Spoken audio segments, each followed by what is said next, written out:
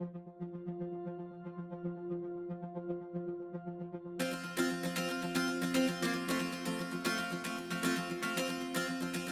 there. Oh, that's horrible.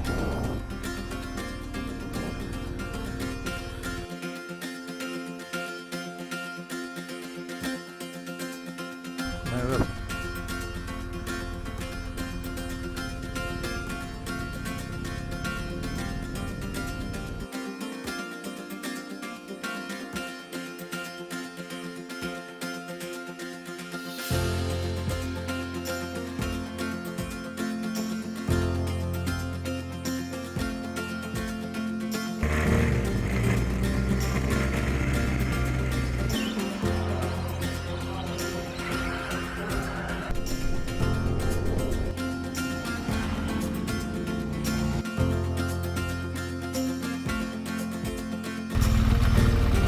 Hang on.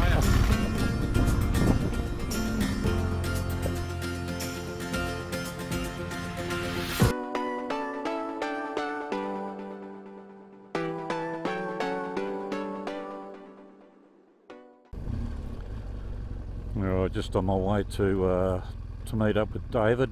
I've met David through the BMW Club of WA. Not been on an extended ride with him, just been on a couple of social rides during the week on a Thursday. So we'll get together, have a light breakfast, have a chat about today, and then get on the road. So yeah, for the first week it'll only be two of us. There's a number of moving parts to this trip. Where we're going is a long way from home.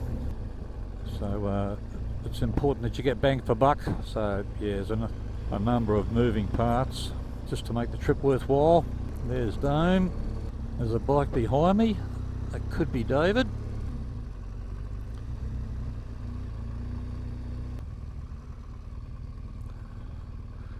I like to park where I can see the bike at all times. I get separation anxiety when I can't see the bike. I know that sounds weird. Some of you will understand. And if I had to explain it to you, well, quite frankly, you wouldn't get it. Yeah, there's David over there. So yeah, plenty of time, no rush. Right. Always get a bit anxious before a big ride. I'm sure we'll be fine. Dave's on an identical bike to me, 2016 or 17 BMW R1200 GSA. I'm not quite sure how far his bike has travelled. Mine's done about 130,000 k's now, but I've got no reluctance at all to just jump on this thing and ride it across Australia. It's all to do with the engineering and the reliability. Yeah, so from here Dave's agreed to lead. First destination will be a place called Hyden, and he knows some back roads and tracks to get us there, stay up the blacktop as much as we can. As I said earlier, this trip's got a few moving parts. Our destination initially in a few days' time is the Barossa Valley in South Australia. The BMW Club of Canberra host a national rally each year in a different part of Australia, and this year it's at the Barossa Valley. I hadn't known about that until a few weeks ago when I was looking for excuses to ride across the country. So that's the first destination. We've allowed ourselves about 5 or 6 days to get there, which will be heaps of time. So that's the first part. From there, Dave and I will separate. He's going to go to the Flinders Ranges. He's not been there before. He'll have a look, and I'll start continuing heading east towards another rally just north of Canberra. And after that, and the real reason I'm on this trip is from there I'll go to Canberra and join about 160 other riders on a big group supported ride going from Canberra to Coffs Harbour over the course of about 5 days. And then I'll make my way back to Perth through the middle of Australia on my own. Not my first rodeo, but yeah, it's quite remote and has had its challenges in the past. So yeah, anyway, sit back, buckle up, enjoy the ride.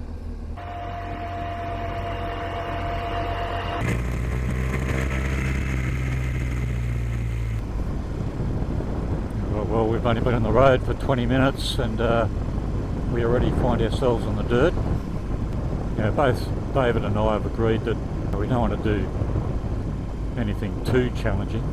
The formed gravel roads or a little bit of good twin track is okay. but both of us acknowledged that you're supposed to be on holiday, you know. You don't want to make it too unpleasant. Nothing worse than, I don't know, pushing the boundaries and end up hurting yourself or hurting the gear. Nobody wants that. The conditions are pretty loose and slippery. It's been a long hot summer here in Perth, so lots of dust, and we're currently on what we call ball bearing gravel. Perth and the surrounding area, a lot of roads in Western Australia are like that. Yeah, pretty loose underfoot. I've got a big block knobby on the back, a Mitre C10, which I lent towards a lot back in the day, up until a few years ago. They're a little bit longer wearing than some of the other big block knobbies, but still not great. And this tyre will be toast once I get to Canberra. It's about 4,000 kilometres away. I'll have to swap it out when I get there. The tyre that I had fitted, I think, was a Karoo 3 from memory. It was half worn, and that certainly wasn't going to make the distance. And there's not too many bike shops between here and destination, so better to be a little bit cautious, I think. The last thing you want to do is start stressing about the condition of your tyres halfway through a trip.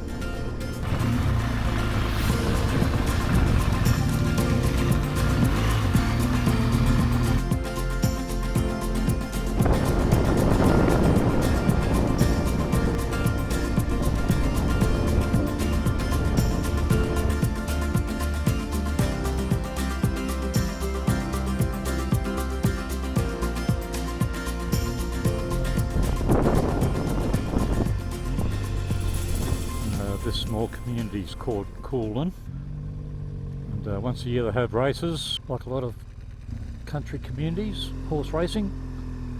And the stretch between the town and the race course is known as Tin Horse Highway. And a lot of the locals, a lot of the pastoralists have gotten creative and put up all sorts of bizarre and abstract things. There are horses. So just to mix the journey up a little, we're going to follow that for a little while on our way to Hyden. And there's one example, Tin Horse Highway, the sign says down here.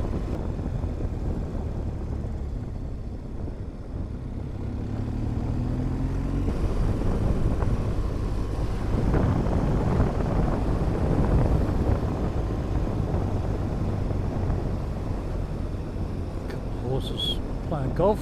That's the local golf course there. Some more examples just here.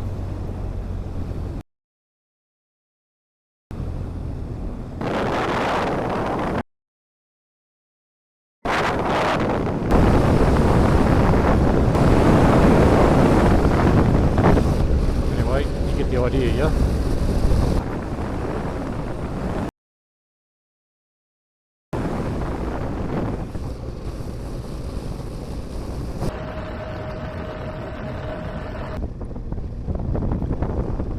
Covered 380 kilometres to get here. This is Hyden.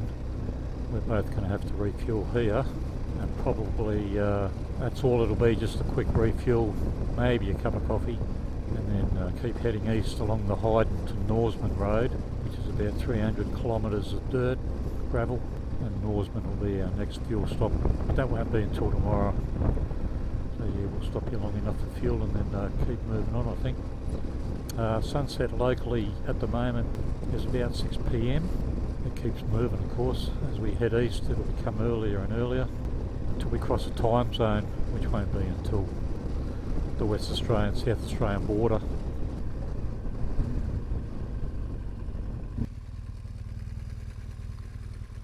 $2.13 a litre. Yeah, you'd expect that out here.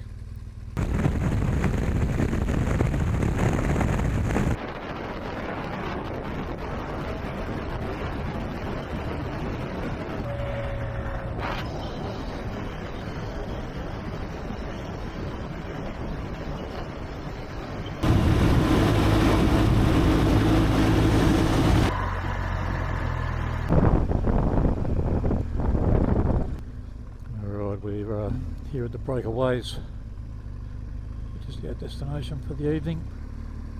I've covered about 520 kilometres today, which is about standard, I think, for what I do. 500's a good number. Now there's likely to be people here because it's school holidays. It's a pretty popular spot, or it can be at different times. It's got a couple of facilities here. I know I've said that before in other videos. Long drop dunny and some fire rings. Yeah, there's some vans through there. So I've already spoken to Dave about that, and we'll go out the back.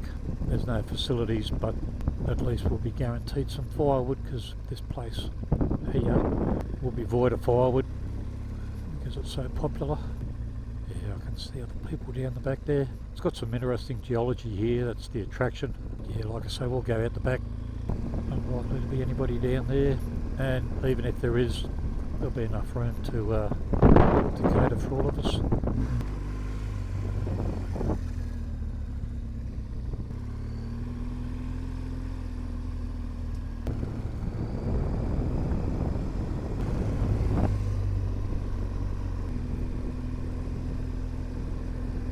I've actually been here a couple of times before with other groups, both four-wheel drive and motorbikes.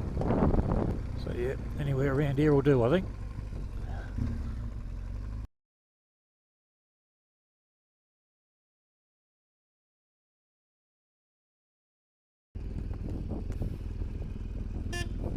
Yeah.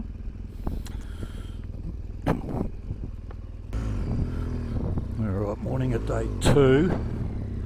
Quite a mild night. I'm sure they'll get a lot cooler over the course of the next few weeks. David went for a walk early this morning up to the actual Breakaways up through there. There's some information boards there on the geology of the place. He has an interest in that sort of thing, and he reckons there was about 10 or 12 caravans parked up, so there must have been a few people arrive after we got here. And I guess it just goes to show the popularity of the place. There's not a lot of other places you can camp along this stretch. Well, the fact, I guess, that it's got a long drop dunny and some tables and stuff is the appeal for some people. Today, in 25 words or less, we've got a couple of 100 kilometres to get to Norseman. We'll refuel there and do a bit of minor resupply, and then head south about 20 kilometres and pick up the old Telegraph track, which is no more than a twin track, and that'll be for a couple of 100 kilometres until we pop out on the highway again. So I'm not quite sure where we're going to end up tonight. It doesn't really matter. There's a few vans there. Yeah, I'm not quite sure where we're going to end up tonight. It may be on the old Telegraph track, or we may in fact make Balladonia. We'll see.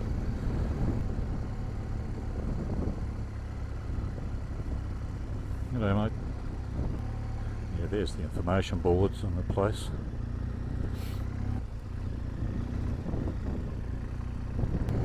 Beautiful day, clear blue sky, bit of breeze, so that'll help keep clearing the dust as well, not only from my bike with David behind me, but also in the oncoming traffic.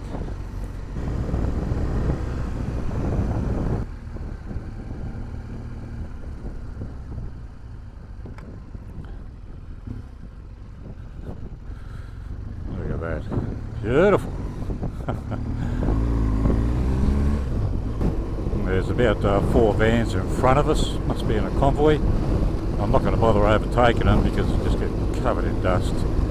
They're averaging about 85, so I'll just sit clear of their dust trail for now.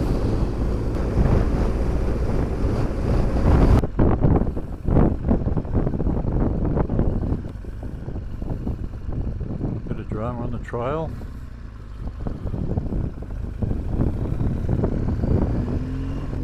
People that were in front of us, so now we can pick up the pace a little.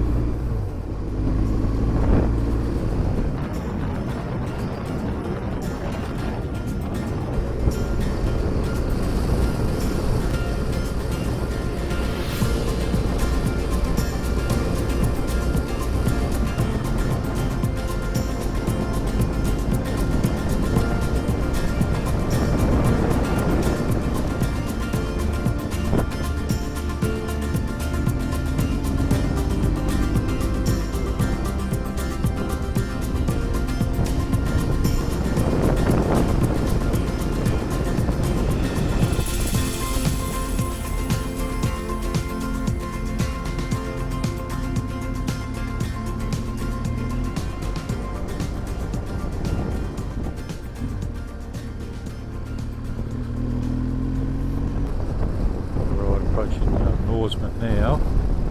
I've said it before in other videos, Norseman was named after a horse that kicked over some earth, and that's how gold was discovered in the area. Anyway, that aside, we'll pull over for fuel, and I think Dave wants to have a look at his GPS. That's backed it up a bit, so this is probably about the cleanest environment we're going to have for a little while to yeah, have a look at that if he needs to start pulling things apart. We'll find the BP Roadhouse and refuel, and probably have a cup of coffee and have a bit of a chat about the next part of the journey.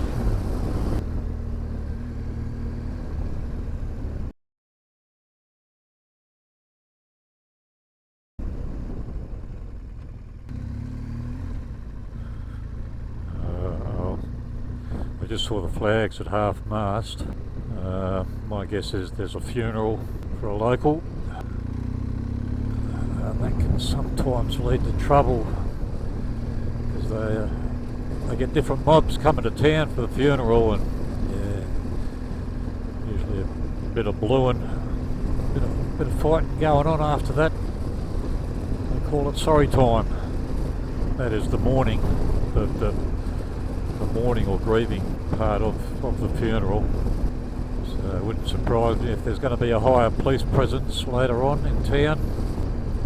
Probably have alcohol restrictions, and yeah, just to try and keep a bit of peace.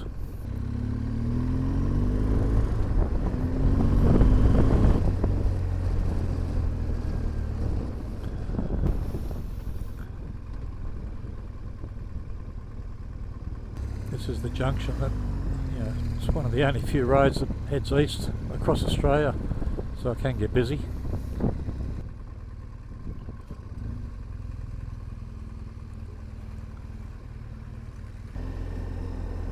Yeah, big crowd starting to gather now. I don't know how far some of these people would have travelled. Could be some distance. You wouldn't want to. Yeah, there's the cops. Yeah. There's the Aboriginal flag that I saw at half-mast. When I saw that, I knew something wasn't right. There's some more flags over there, half-mast. So yeah, they've... Oh, here we go. Coppers blocking the road. So yeah, there'll be strife in town later.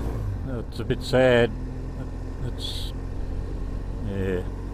Anyway, we've refueled. I've only stuck enough fuel in this old girl to get me to where I've got to go. It's 250 kilometres between fuel stops.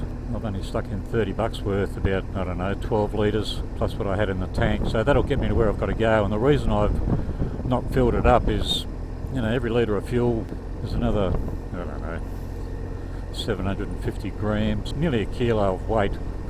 It's a 30 litre tank, so that's a lot of weight up high. So I've only filled up enough to get me to where I've got to go. Because where we're going, this Telegraph track can be snotty in places, and I don't want to make my life any harder than it is. So I'll see if I can find this turn off. I've missed it before. It's not well defined. It's about 20 k's south, so let's see how we go, eh? Yeah, I know I'm close. Dave's got it marked, he believes, on his GPS, so he's just gone in front. I reckon we've come too far. Come too far. I don't recall that salt lake there. Oh, maybe he's onto something. No, he is onto something. This is it. Yeah, this is it. Yep.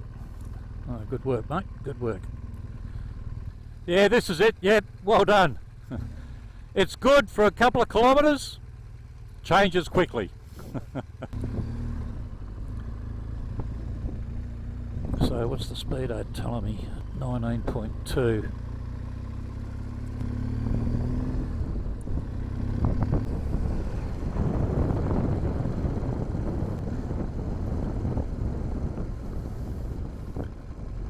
Yeah, this is it. I mean, there's even remnants of the old Telegraph track here. So yeah, this is definitely it. The last time I was on this track was about 18 months ago with Broken Leg Tom, and it was wet. I knew it was risky, Tom hadn't been on this track, so I wanted him to experience it. He was on his DR650, I was on this thing, the 1200, and yeah, we had copped a bit of rain a couple of days beforehand. I knew it was going to be challenging, and it was.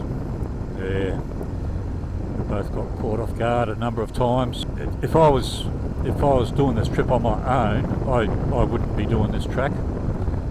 The only reason I'm here is because Dave hasn't seen it. And obviously, if either one of us laid over, there's somebody else there to give you a hand. So if I was on my own, even if it was dry, I'd avoid this. Anyway, let's get into it. Should be about 5 hours of travelling before we pop out on the existing air highway in Balladonia.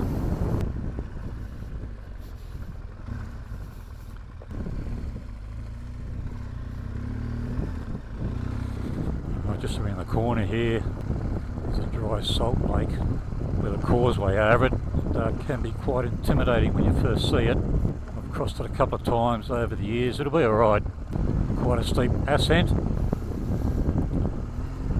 Oh, bloody truck and van in front of us. You can't go anywhere nowadays. Bloody tourists.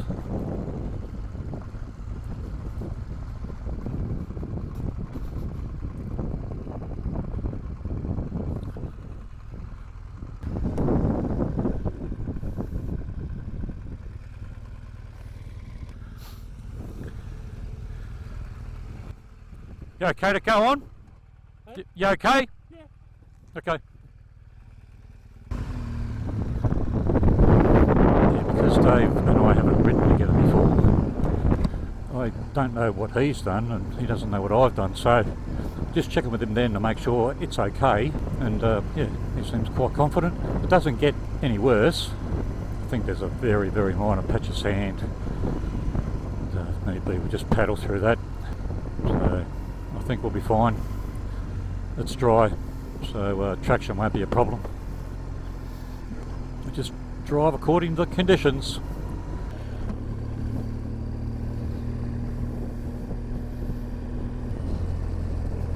Well, the conditions are pretty good, certainly dry, dusty. Dave's hanging right back. That vehicle, that truck towing the camper trailer, he pulled over and allowed us to pass. So we'll just keep the speed right down, average maybe 60 k's an hour. Probably make Balladonia before last light, I think. Pull over somewhere in the shade for lunch.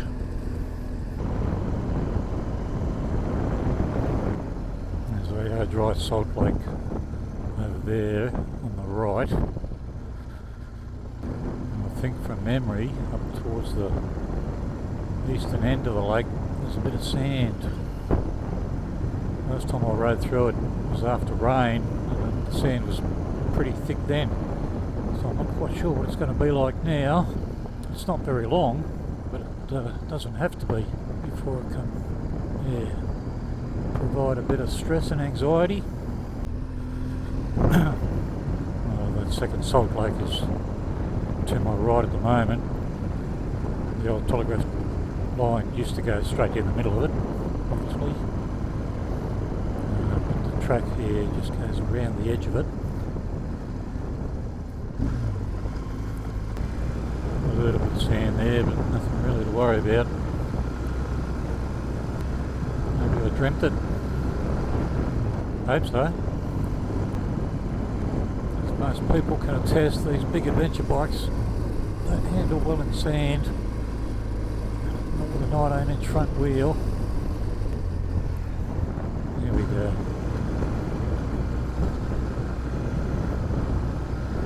No, that's not it.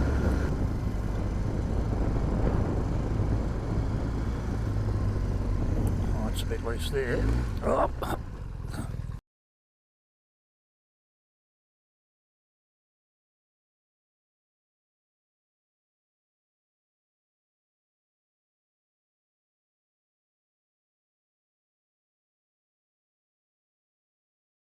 Nah, not really. That was the best crash I've ever had. See you on the other side.